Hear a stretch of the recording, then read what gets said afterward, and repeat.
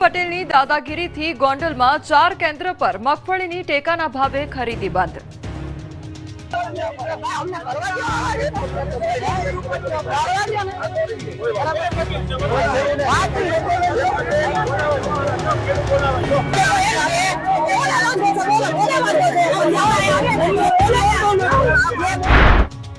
કંઈક આ રીતે ટેકાના ભાવે મગફળી ખરીદ કેન્દ્ર પર પહોંચી પાટીદાર આગેવાન કહેવાતી જિગીશા પટેલ કે જેણે દાદાગીરી કરી ખેડૂતો અને મગફળી ખરીદતા લોકોને તતડાવી નાખ્યા। મગફળી ખરીદીમાં કડદો થતો હોવાના આક્ષેપ સાથે ડોનગીરી કરી લાખો રૂપિયાનો ભ્રષ્ટાચાર થવાનો આક્ષેપ કર્યો, જેને લઈને ગોંડલના 4 મગફળી ખરીદ કેન્દ્ર પર રોષ ફાટી નીકળ્યો છે। જિગીશા પટેલની દાદાગીરી સામે ખરીદ કેન્દ્રના લોકોએ વિરોધ નોંધાવ્યો છે। ગોંડલના જામવાડી, બિલિયાડા, કોલીથડ સહિતના કેન્દ્ર પર સોમવારથી મગફળી ખરીદી બંધ કરી દેવામાં આવી। 2 દિવસથી જિગીશા પટેલ ખોટી રીતે દખલગીરી કરતા હોવાના સંચાલકોએ આક્ષેપ કર્યા। સાથે જ એક યુવાનને મારવાના આક્ષેપોને લઈને વિરોધ પ્રદર્શન કર્યું। એક યુવાનને બિલિયાડાના સરપંચ અને ગણેશના માણસો દ્વારા મારવામાં આવ્યા હોવાનો આક્ષેપ પણ કરવામાં આવ્યો। આ આક્ષેપ ખોટા હોવાના દાવા સાથે ખરીદી બંધ કરવામાં આવી છે। હાલ તો જિગીશાની દાદાગીરીના કારણે હજારો ખેડૂતોની મગફળી વેચાયા વગરની પડી રહી। ખેડૂતોને ધરમના ધક્કા થયા।